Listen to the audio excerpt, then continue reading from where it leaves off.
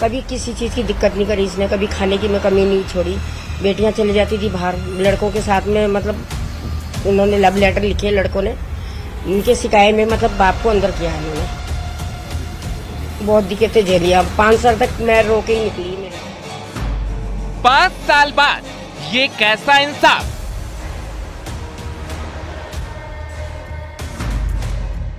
5 साल तक मिलती रही बेगुनाही की सजा।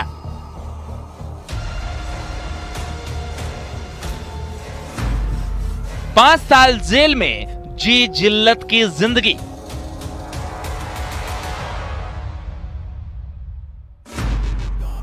पांच साल बाद सच आया सामने।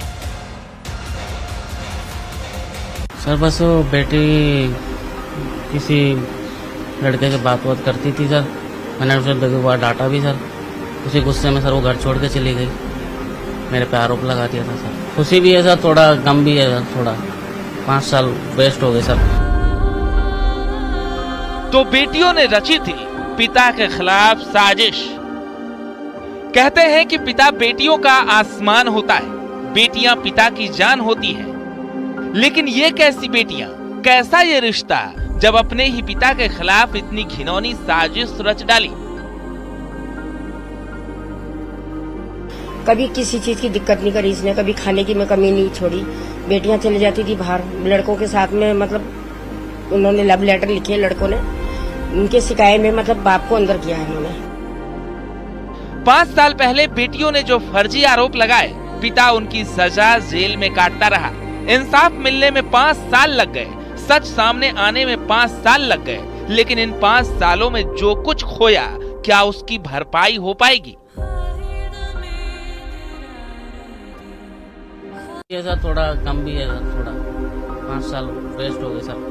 एक तो थप्पड़ मारे हैं सर, उसी गुस्से में सर वो घर छोड़ के चली गई, मेरे पे आरोप लगा दिया था सर।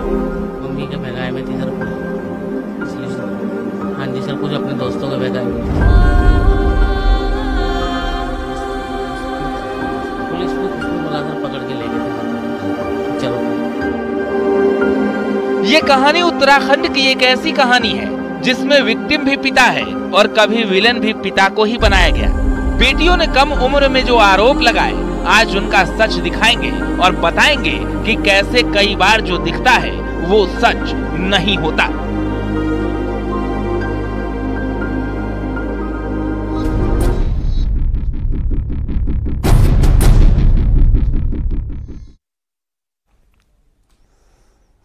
कई बार हमारे समाज में ऐसी घटनाएं होती हैं जिसमें सच के सभी पहलू सामने नहीं आते और घड़ियाली आंसू देखकर किसी बेगुनाह को हम कसूरवार मान बैठते हैं। फिर शुरू होती है इंसाफ की लड़ाई। एक तरफ अपनों से मिला धोखा और दूसरी तरफ कानून की नजरों में खुद को बेगुनाह साबित करने की लड़ाई। इसमें सालों बीत जाते हैं, इंसाफ तो मिलता है लेकिन इतनी देर हो चुकी होती है कि इंसाफ सब कुछ हार चुका होता है इंसान। ऐसी ही झकझोर देने वाली कहानी देहरादून से सामने आई, जिसमें 5 साल बाद एक पिता को अपनी ही बेटियों से रेप के मामले में बेगुनाह पाया गया। आरोप फर्जी बताते हुए पिता को अदालत ने रिहा कर दिया।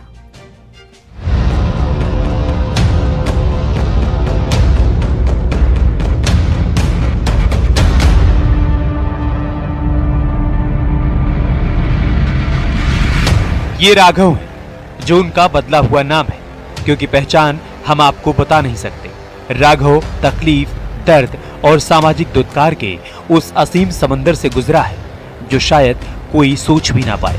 पूरे 5 साल बाद राघव को जेल से रिहा कर दिया गया, क्योंकि राघव पर जो घिनौना आरोप था, कोर्ट ने उसे गलत माना और राघव को बरी कर दिया। राघव पर उसकी 2 बेटियों ने रेप का झूठा आरोप लगाया था और उसके बाद तड़प का सिलसिला आज तक चलता रहा। मामला 2019 का है, जब काम से राघव लौटा तो घर पर 2 बेटियां नहीं मिली। 14 और 15 साल की लड़कियों की खोज शुरू हुई तो दोनों अपने दोस्तों के साथ मिली, जिसके बाद पिता ने दोनों को डांटा फटकारा। अब यही डांट और फटकार राघव की जिंदगी पर सबसे बड़ा लांछन लगा गई। दोनों बेटियों ने अपने पुरुष मित्रों के साथ मिलकर अपने पिता पर रेप का आरोप लगा दिया और कई धाराओं में केस दर्ज करवा दिया। अक्सर जांच में हीला हवाली बरतने वाली पुलिस ने भी तुरंत राघव को गिरफ्तार कर लिया और बिना जांच के ही जेल भेज दिया। हालात ये थे कि मेडिकल में भी रेप की पुष्टि नहीं हुई। अब 5 साल बाद कोर्ट से इंसाफ हुआ और कोर्ट ने इस पूरे मामले को ही गलत बताया। राघव को रिहा करने का आदेश दिया। सर बस वो बेटी किसी लड़के से बात करती थी सर, मैंने उसे 2 बार डांटा भी सर, फिर उसके बैग में लेटर मिले सर, वो पकड़े, मैंने उसको मारा भी था सर, मारना 1-2 थप्पड़ मारे हैं सर। उसी गुस्से में सर वो घर छोड़ के चली गई, मेरे पे आरोप लगा दिया था सर। सर अब खुशी भी है सर, थोड़ा गम भी है सर, थोड़ा 5 साल वेस्ट हो गए सर। बेटा रहता था वहीं, बेटियां भी रहती थी, चारों ही थी, बेड पे सोती थी बेटियां। तो ये तो बेचारा आता था, मैं मतलब बोलती थी आके, कभी किसी चीज की दिक्कत नहीं करी इसने, कभी खाने की मैं कमी नहीं छोड़ी। बेटियां चली जाती थी बाहर लड़कों के साथ में, मतलब उन्होंने लव लेटर लिखे लड़कों ने, उनके शिकायत में मतलब बाप को अंदर किया इन्होंने। अपने पिता को फर्जी रेप केस में फंसाने वाली दोनों बेटियां तब से नारी निकेतन में रह रही हैं। दोनों ने ऐसी कहानियां बुनी कि पुलिस भी चकमा खा गई। हालात ये थे कि राघव के घर पर माँ, बहन और 2 छोटी बेटियां भी थी, जिनके लिए समाज के तानों के बीच रहना और जीना जहन्नुम बन गया। यही नहीं, राघव के पास वकील की फीस देने के पैसे तक नहीं थे। तब डीएलएसए संस्था की तरफ से वकील करवाया गया और अंत में झूठे केस में जेल में बंद 5 साल बाद राघव को रिहा कर दिया गया।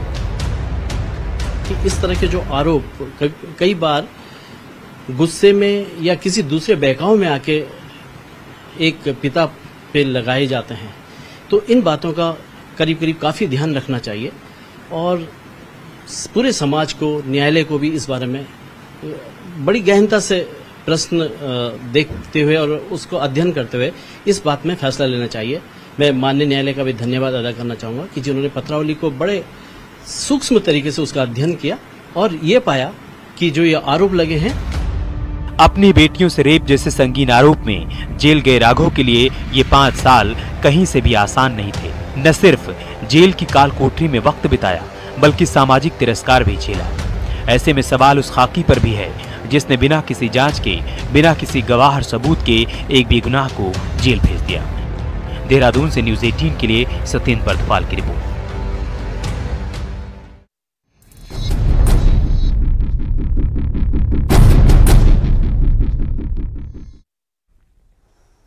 कलकत्ता हाईकोर्ट ने मेडिकल कॉलेज में ट्रेनी डॉक्टर से रेप मर्डर केस की जांच सीबीआई को सौंप दी है। राज्य सरकार कल सुबह 10 बजे तक सीबीआई को केस डायरी और दूसरे रिकॉर्ड्स ट्रांसफर कर देगी। कई दिन बाद भी कोलकाता पुलिस खाली हाथ थी, जिसके बाद हाईकोर्ट ने केस सीबीआई को सौंपा और अब उम्मीद जग रही है कि डॉक्टर बिटिया को इंसाफ मिल पाएगा।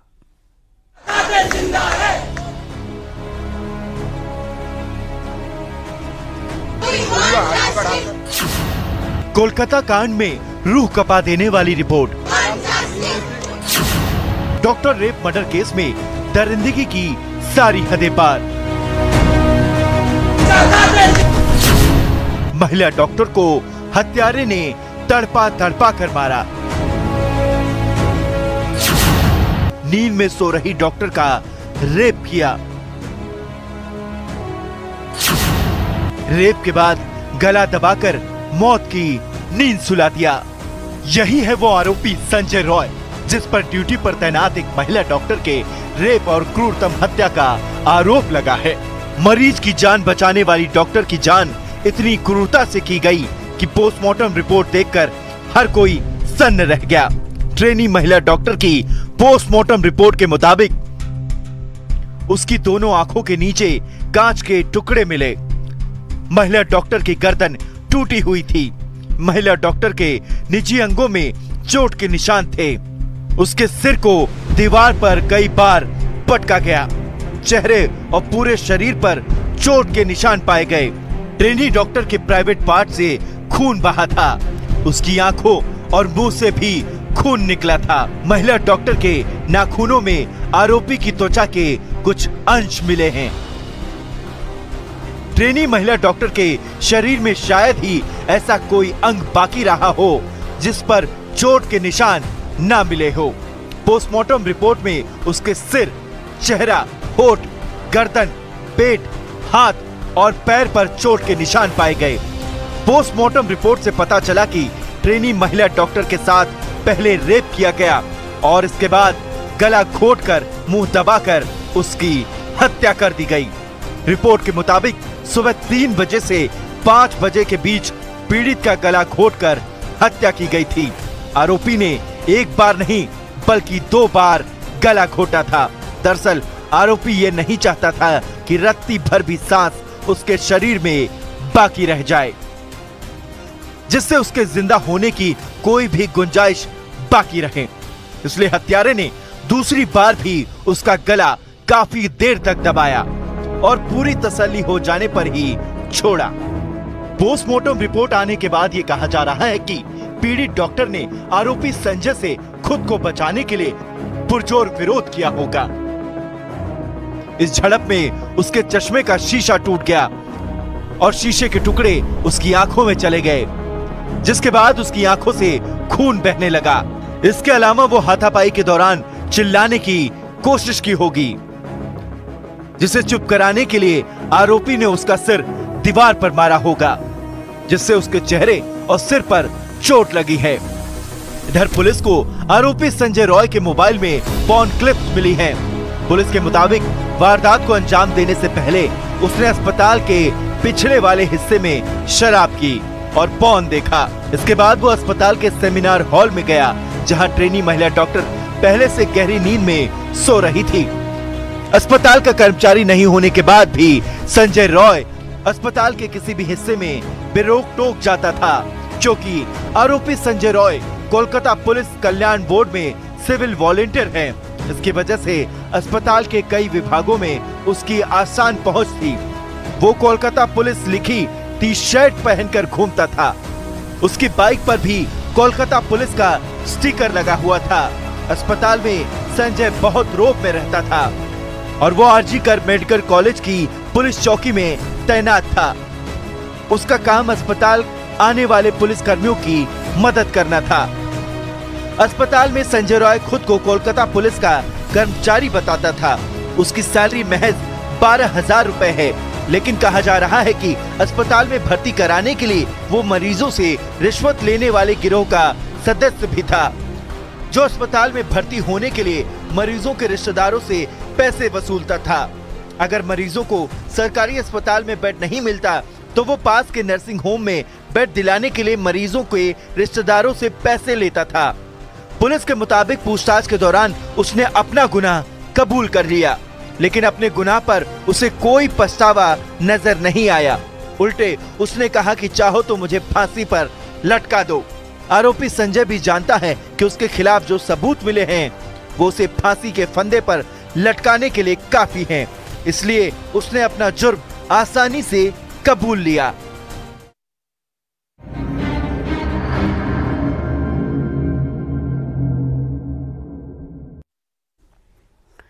डिजिटल जमाने में विवाद और अपराध का कारण भी डिजिटल बनता जा रहा है। अब मेरठ की खबर को ही लीजिए। यहां एक लड़के को कुछ लोगों ने इसलिए किडनैप कर लिया क्योंकि उसने इंस्टाग्राम पर विवादित कमेंट किया था। लड़के को सबक सिखाने के लिए दबंगों ने भरे बाजार उसे उठा लिया, लेकिन पुलिस ने 3 घंटे के अंदर ही किडनैपर्स को धर दबोचा।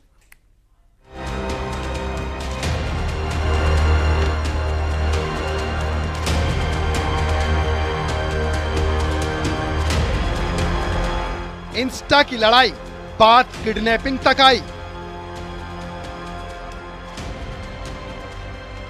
कमेंट के बदले किडनैपिंग।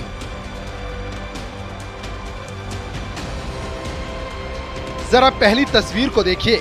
सीसीटीवी फुटेज में एक लड़का दुकान के बाहर खड़ा है, तभी वहां एक कार आकर रुकती है। कार का रुकना कोई हैरान करने वाली बात नहीं थी। लोग तब दंग रह गए जब दुकान पर खड़े युवक को कार में आए लोग किडनैप करने लगे।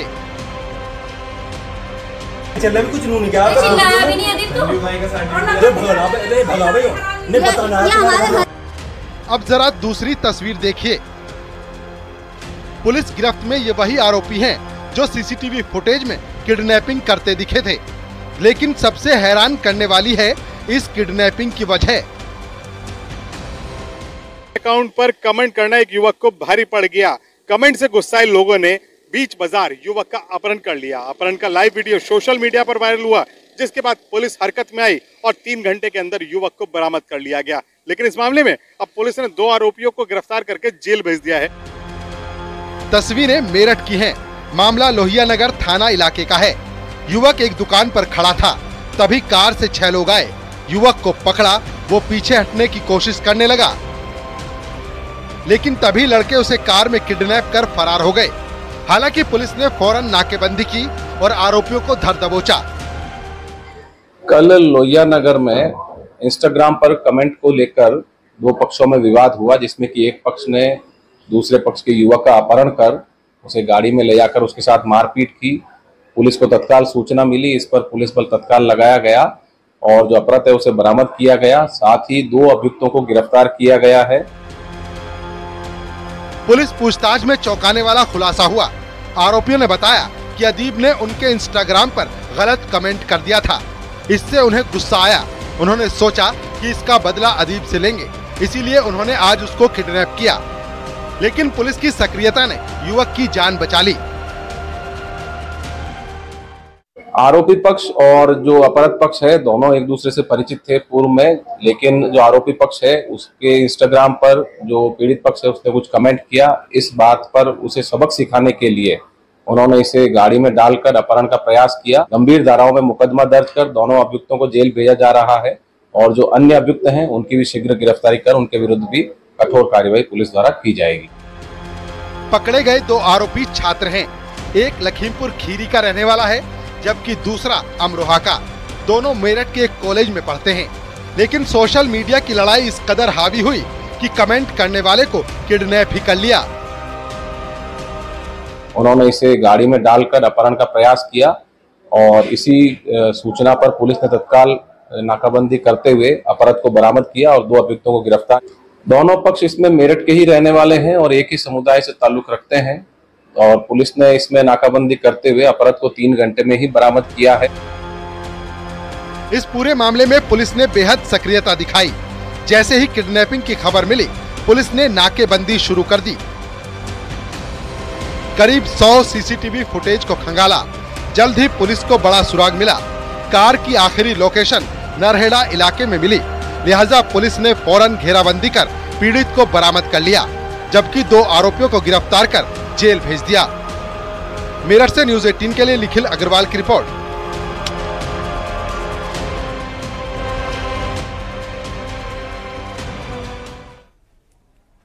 यहाँ रुकेंगे एक ब्रेक के लिए। ब्रेक के बाद भी न्यूज़ 18 पर खबरों का सिलसिला जारी है।